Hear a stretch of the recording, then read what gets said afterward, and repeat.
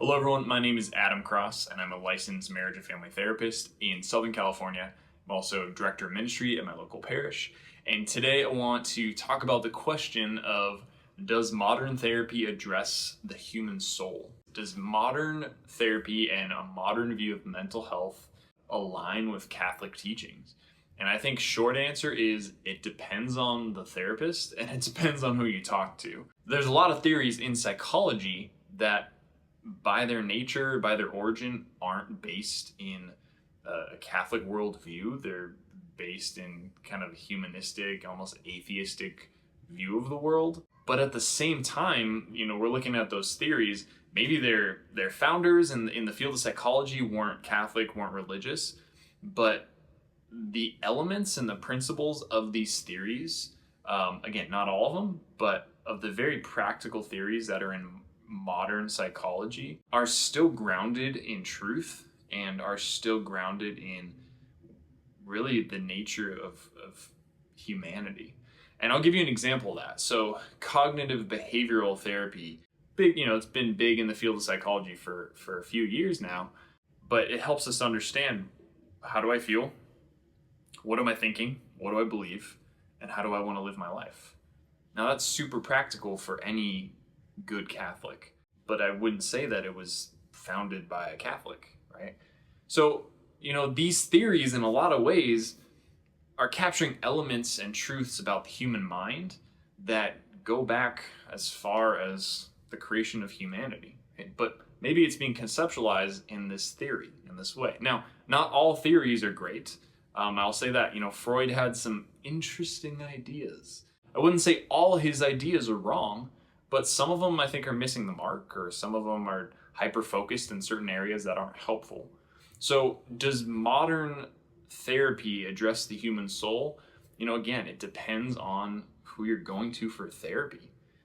Therapy is so much about a personal relationship, building rapport, walking with someone as they build a relationship with themselves, that it really depends on who you're walking with and what direction they're walking with you in. If you go to someone who's not grounded in faith, they might have really good tools and maybe they have a whole different approach to therapy. They probably do. But, if you're walking with someone who's Catholic, who has an understanding of the Catholic worldview and an anthropology of what it means, to be a human being and to be a creation of our Father, to be a beloved son or daughter of our Heavenly Father, right? To be made in the image and likeness of God, that we're good, that Jesus died for us, then your therapy is absolutely going to address the human soul, because we are made body, mind, and soul. We can't pretend like one of those isn't there, right? What affects our body affects our mind, affects our soul. We can flip those around. We are body, mind, and soul. And so, modern psychology, we can look for some strange ideas that might be influencing, what type of interventions are coming up in therapy. But modern psychology and a modern view of mental health can absolutely be in line with church teachings. But again, it really depends on who we're talking to and what their philosophy, what their beliefs are when it comes to the human person, with healing, with the purpose of life, right, and who God is. So don't be afraid to ask therapists good questions. And I want to say too is that, and this might be a shocker, you don't need a Catholic therapist to find healing and make progress with anxiety and depression and OCD and, whatever these main issues are. You don't need a Catholic therapist. But is it good to have someone who shares your values and your principles, who has an understanding? Absolutely. And I think that's especially practical when you're talking about areas of faith. Like, if you have to explain what a rosary is, or if you have to explain why you go to Mass, or, if they're like, well, why do you need to go to confession? I don't think you need to do that.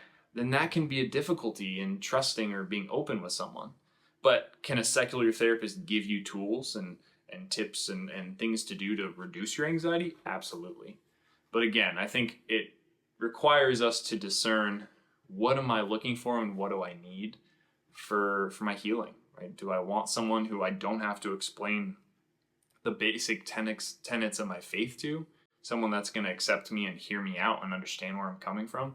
Then it might really be important to find a faith-based therapist. But I want to say, if you're in an area where you can't find any Catholic therapist, don't be afraid to go to a Christian therapist. Don't be afraid to look at what secular therapists are offering, but keep in mind, where might the differences lie? And I think they definitely lie in areas of sexuality, right? Not all therapists are going to be supporting Catholics and living out the church's teachings.